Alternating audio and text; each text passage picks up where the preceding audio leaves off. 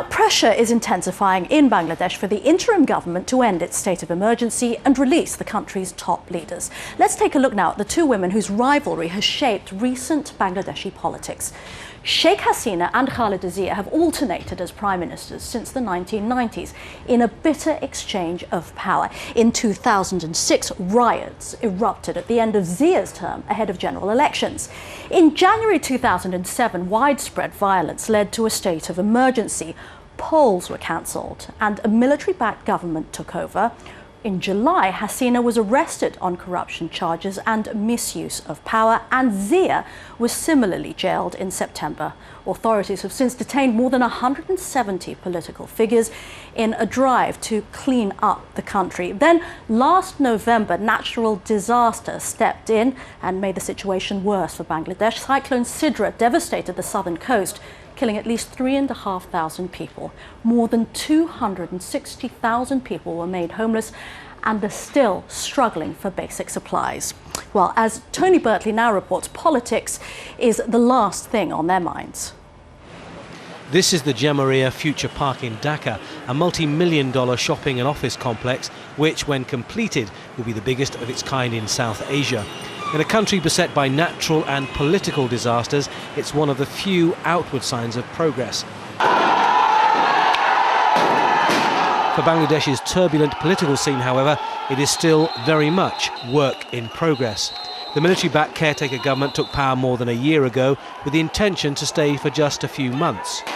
The fact that this caretaker government is in place for a longer period itself is not the critical issue. I think the critical issue is that for this government too is to make that stable transition and fulfill the people's aspirations.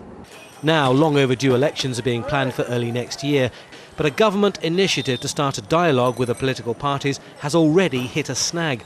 The leaders of the two main parties, the Awami League and the Bangladesh National Party, are both being detained on corruption charges, and their parties are refusing to enter into talks until they are released.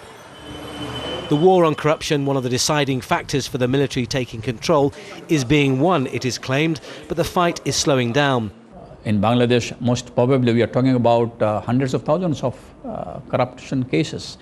But we are also quite sure that our aim should not be to go for each and every case, primarily to identify the major ones, punish them, create a deterrence so that in future or at this moment others do not indulge in the same sort of activities. So far, 41 people, including former government ministers and leading public figures, have been convicted. More cases are being fought in the courts. The crackdown has been welcomed by nearly everyone, but not all.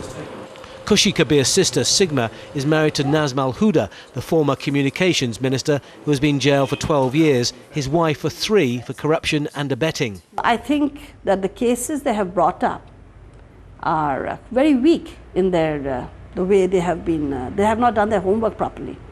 And because I've been to these courts where I know that military in civil uniform are sitting there intimidating the prosecution lawyers and including the judge. Human rights organisations have criticised some of the army's measures, including allegations of torture, which are strongly denied. Bangladesh is facing what it considers more pressing problems with food and power shortages, climate change and natural disasters, which directly affect the people. Few seem to mind that Parliament hasn't sat since autumn 2006.